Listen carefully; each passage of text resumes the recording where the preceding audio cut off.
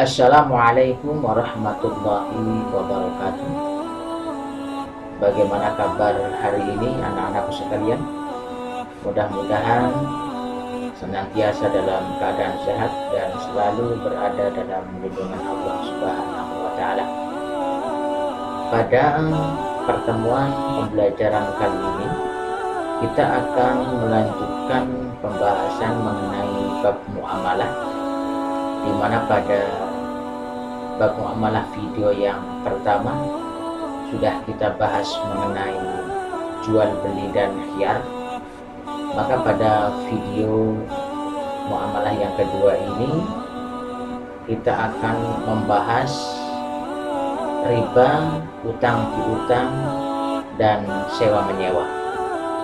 Namun sebelumnya, agar pembahasan kali ini, pembelajaran kita diberikan kelancaran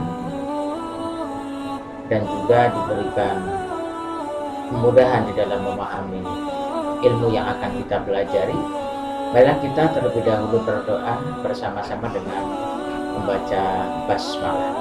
Bismillahirrahmanirrahim. Baik anak-anakku sekalian, di dalam melaksanakan transaksi ekonomi, kita mengenal adanya istilah riba. Apa itu riba? Secara sederhana bisa kita sampaikan bahwa riba adalah penambahan pembayaran dari yang semestinya, penambahan pembayaran dari yang seharusnya. Mungkin di dalam masyarakat umum lebih dikenal dengan istilah bunga. Jadi seharusnya membayar sekian, tetapi ada penambahan pembayaran menjadi bayarnya sekian. Nah, riba itu sendiri terbagi menjadi 4 macam. Yang pertama adalah riba fadli, yaitu pertukaran barang yang sejenis yang tidak sama timbangan atau nilainya. Berarti dalam hal ini terjadi pada transaksi jual beli, tukar menukar barang sejenis tetapi tidak sama nilainya. Umpamanya ada emas ditukar dengan emas, ya. Yang satu 20 gram, yang satu 19 gram, maka kelebihan yang 1 gram itu adalah merupakan riba. Jadi harus sama. Bisa saja gramnya berbeda, tapi karatnya juga berbeda. Umpamanya tadi yang 20 gram mungkin 22 karat, sedangkan yang 21 gram 21 karat umpamanya. Yang penting dalam hal ini nilai, ya, nilainya harus sama, jangan sampai nilainya tidak sama. Ya. Ini bisa terjadi pada setiap jenis barang. Uang ditukar dengan uang 20 ribuan ditukar dengan pecahan 1000-an atau 5 ribuan dan 2 ribuan. Kalau pecahannya hanya 18.000, padahal uang 20.000 ditukar dengan pecahan menjadi 18.000, itu kan yang 2.000 adalah riba. Ya. Oke. Sama saja kalau pertukaran uang, ketika akan lebaran, biasanya ingin mendapatkan uang yang masih baru. Nah, kalau ada yang menjualnya yang 1 juta, ya, itu 1 juta uang lama kemudian ditukar dengan 990.000 umpamanya uang baru. Nah, maka yang 10.000 itu adalah riba karena ada selisih, gitu. Kemudian yang kedua disebut dengan riba yad atau riba yadi. yaitu penukaran atau jual beli barang, tetapi penjual dan pembeli terpisah sebelum melakukan serah terima. Nah, dalam hal ini ya, ribanya juga terjadi pada jual beli. Seperti contohnya, umpamanya seseorang membeli beras 1 karung. Dia bilang satu karung itu isinya 50 kilogram. Dia bayar. Tetapi sebelum beras yang ada dalam karung itu ditimbang, betul apa tidak ada 50 kilo, keduanya telah terpisah atau si penjual telah pergi. Jadi belum terjadi serah terima, karena isinya belum jelas. Nah, ini adalah riba ya. Jadi kalau mau berpisah, ditimbang dulu. Berasnya betulkah 50 kilo? Oh betul, uangnya diserahkan.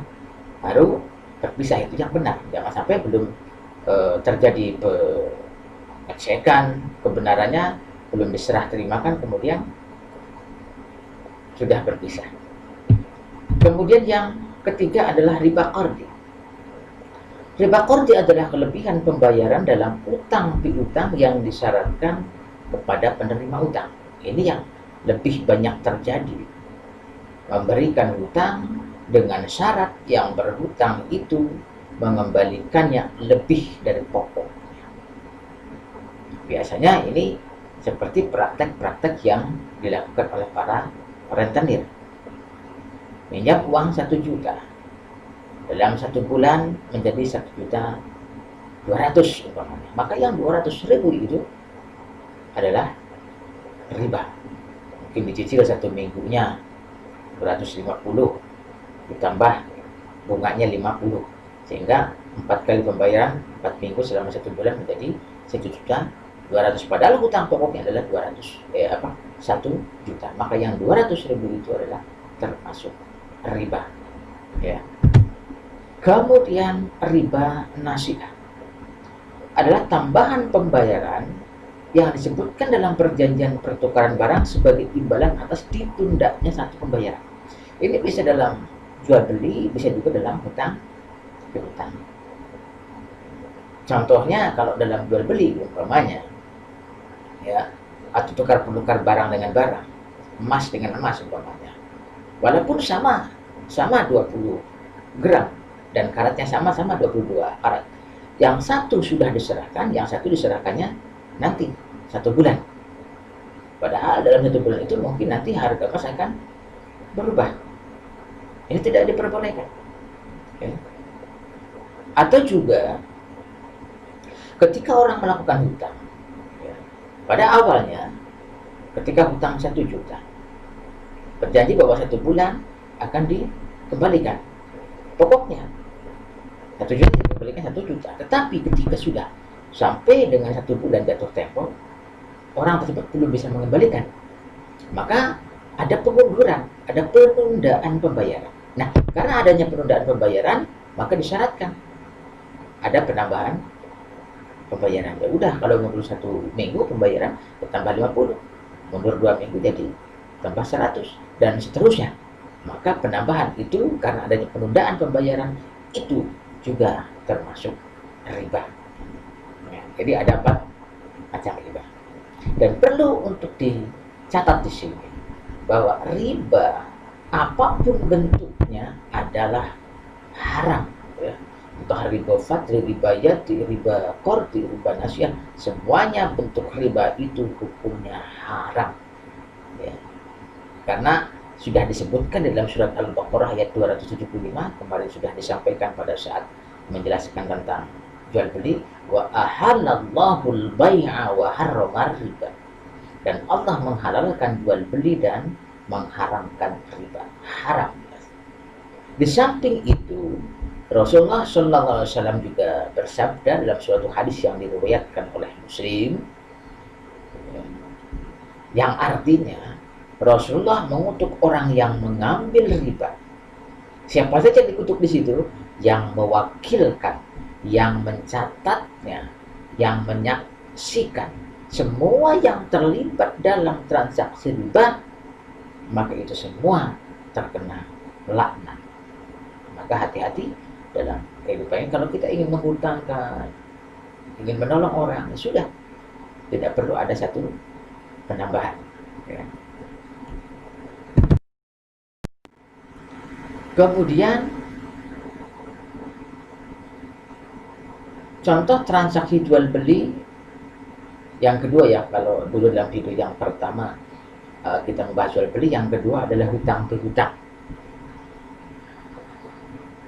Utang piutang atau pinjam meminjam ini biasa terjadi dalam kehidupan kita bermasyarakat, bertetangga ya.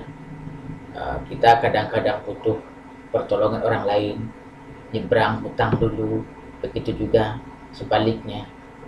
Nah, utang piutang ini termasuk dalam kategori tolong menolong, boleh dilakukan ya. Nah, dalam pelaksanaan hutang piutang, agar menurut pandangan ajaran Islam itu dianggap sah, maka di sini ada rukun dan juga syarat-syaratnya. Ya. Rukun suatu unsur yang harus terpenuhi dalam transaksi hutang piutang.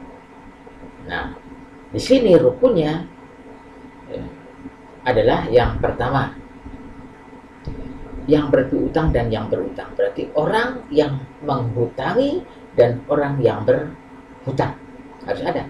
Yang menghutangi ada, yang berhutang ada, baru bisa terjadi. Dan ini pun keduanya ada syaratnya.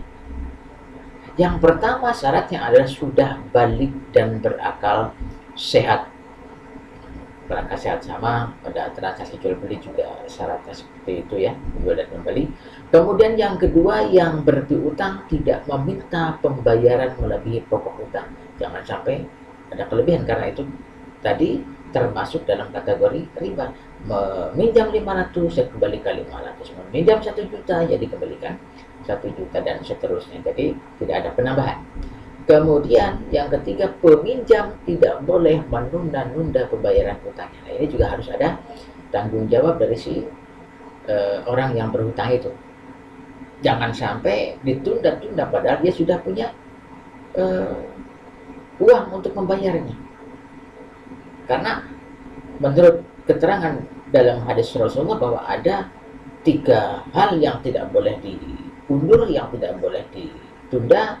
Di antaranya yaitu yang pertama, menguburkan jenazah, itu tidak boleh ditunda-tunda. Kemudian menikahkan anak perempuan yang sudah ada pasangan. Tapi kalau sudah ada pasangannya nggak usah ditunda, nanti kawin sendiri, yang berbahaya, secepatnya. Dan yang ketiga ini adalah membayar hutang. Jangan sampai ditunda bayar hutang itu, kalau sudah ada secepatnya ya. Nah, terkait dengan masalah hutang piutang ini, ada sebuah hadis yang diriwayatkan oleh Haris bin Abi Imamah. Bismillahirrahmanirrahim. Kullu qardin jarra manfa'atan fahuwa riban. Setiap piutang yang sengaja untuk mencari manfaat atau pembayaran lebih adalah riba. Tapi lain halnya apabila ketika kita menghutangi orang lain karena dia terpepet untuk kebutuhan hidup, entah apalah ya, bayar obat atau mungkin untuk bayar sekolah dan sebagainya.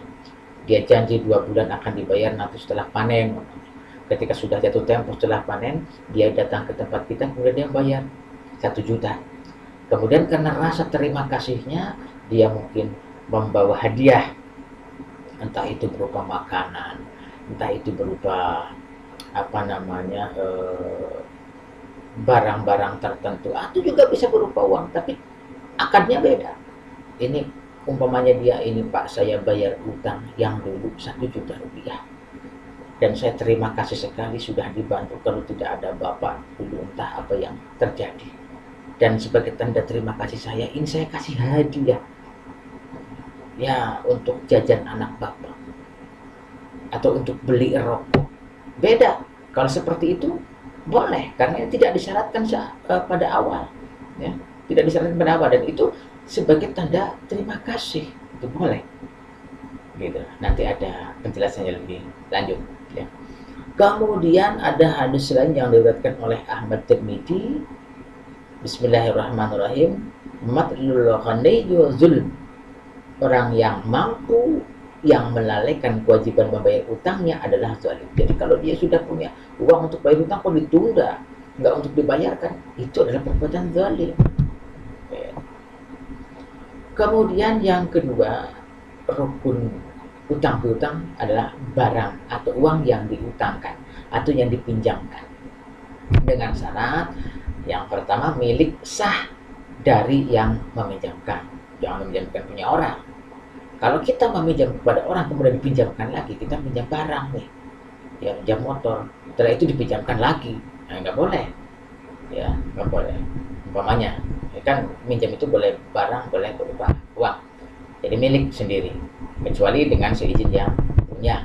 Kemudian pengembalian utang tidak boleh kurang dari nilainya, dikembalikannya tadi sesuai dengan pokoknya, lebih nggak boleh, kurang juga jangan, sudah diutangin malah dikurangi.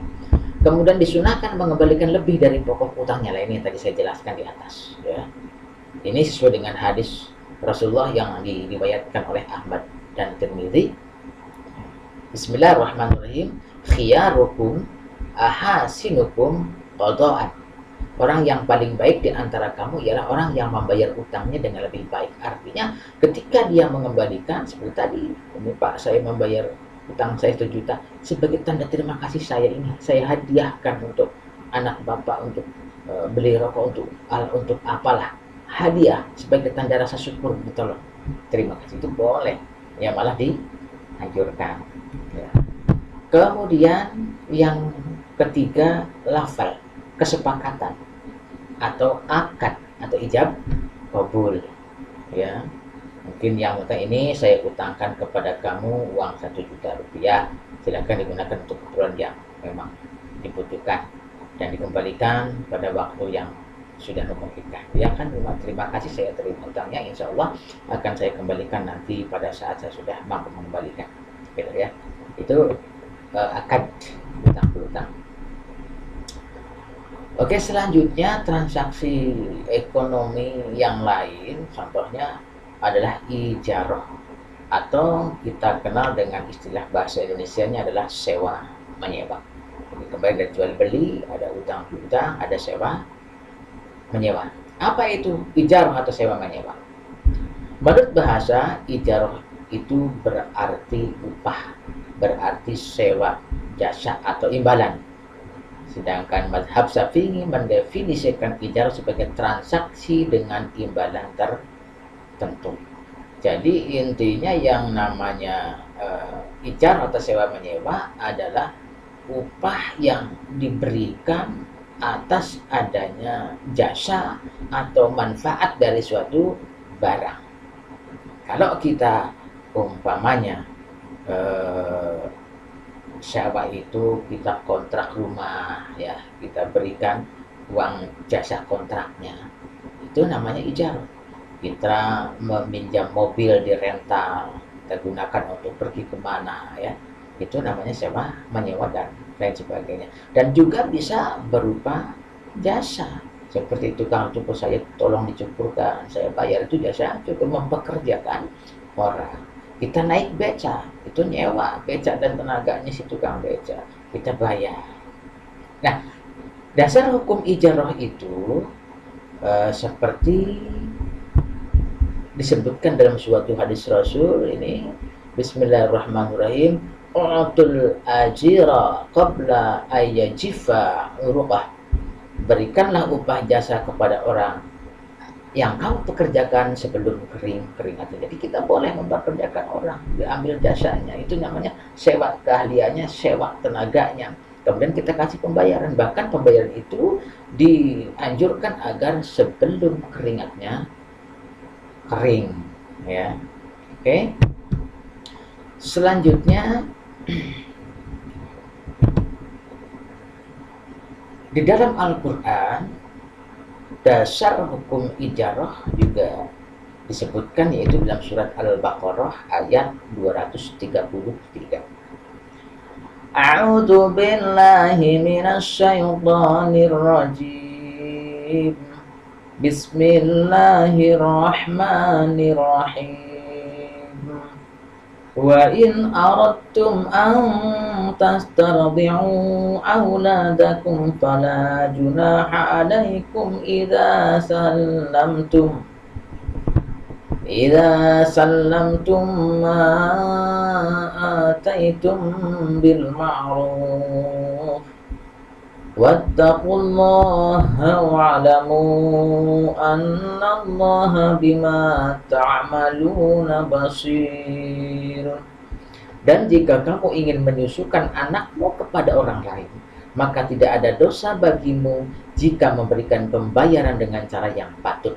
Bertakwalah kepada Allah dan ketahuilah bahwa Allah Maha melihat apa yang kamu kerjakan. Quran surat Al-Baqarah ayat 33. Dan di sini jelas disebutkan, ya, disebutkan bahwa apabila kita ingin menyusukan anak kita kepada orang lain, ibu yang lain, yang ini juga terjadi pada diri Rasulullah, dulu disusukan kepada Halimah Sa'diyah, bukan ibu kandungnya. Boleh kita pun punya anak disusukan kepada orang lain dengan alasan tertentu. Mungkin si ibu kandungnya tidak bisa menghasilkan susu yang baik, atau mungkin karena kesehatan ibunya, atau mungkin karena karir dan sebagainya. Kemudian kita menyewa orang lain untuk menyusukan, boleh. Yang penting memberikan bayaran yang patut, yang pantas. Ya, ini kan namanya sewa, ya, menyewa susu. Nah, menyewa susu, jasa menyusuinya maksudnya, boleh. Oke, ini jadikan dasar untuk dibolehkannya sewa menyewa. Kemudian macam-macam ijarah. Yang pertama, ijarah yang bersifat manfaat. Yang bersifat manfaat itu seperti sewa menyewa rumah, sewa menyewa toko, sewa menyewa kendaraan, aneka busana, ini salon-salon, ya. Itu adalah sewa menyewa yang bersifat manfaat. Kita mengambil manfaat dari suatu barang yang disewakan, ya. Kemudian yang kedua adalah ijarah yang bersifat pekerjaan, dengan cara mempekerjakan seseorang untuk melakukan suatu pekerjaan. Jadi ini menyewa jasanya, baik merupakan tenaganya atau pikirannya atau keahliannya. Kita mempekerjakan orang, ya, untuk mengerjakan apa yang kita inginkan, kemudian kita berikan upah kepadanya, ya, termasuk menyusukan anak, termasuk mungkin kita menyuruh orang untuk membawa barang ke pasar, kita kasih, ya, pembayaran seperti kulit dan sebagainya. Kemudian kita punya pembantu rumah tangga untuk melakukan pekerjaan di rumah, atau juga kita membangun rumah, kita nyuruh orang tukang untuk bikin rumah kita, ataupun kita menjahitkan baju kepada tukang dan sebagainya, ya. Atau kita mungkin sedang tidak enak badan, nyuruh tukang pijit membijit, jadi kita bayar upah yang pantas. Itu adalah ijarah yang bersifat pekerjaan, ya, memberikan pekerjaan, itu jasa. Jadi ada kedua-duanya boleh. Kemudian rukun dan syarat ijarah. Rukun ijarah. Nah, rukun ijarah yang harus ada tentunya ada yang pertama orang yang berakad, yaitu akid. Nah, ya, di sini adalah orang yang menyewakan dan orang yang menyewa, ya. Kemudian yang kedua ada upah, ada imbalan. Ya, imbalan itu baik imbalan untuk jasa ataupun imbalan untuk barang yang kita gunakan, kalau itu berupa sewa barang. Kemudian manfaat, ya. Kemudian ada manfaat yang jelas, manfaat. Kemudian yang keempat segot atau ijab kabul atau akad, ya, sama saja itu, ya. Nah, keempat hal inilah yang masuk dalam rukun ijarah harus ada. Kalau kesemuanya ada, maka ijarah dapat terlaksana. Dan agar terlaksananya itu sah secara hukum Islam, maka ada syaratnya. Apa itu syaratnya? Syaratnya adalah kedua orang yang bertransaksi sudah balik dan berakal, sama dengan transaksi seperti dalam jual beli ataupun dalam hutang. Kedua belah pihak bertransaksi dengan relaan, harus kehendak sendiri, tidak ada paksaan.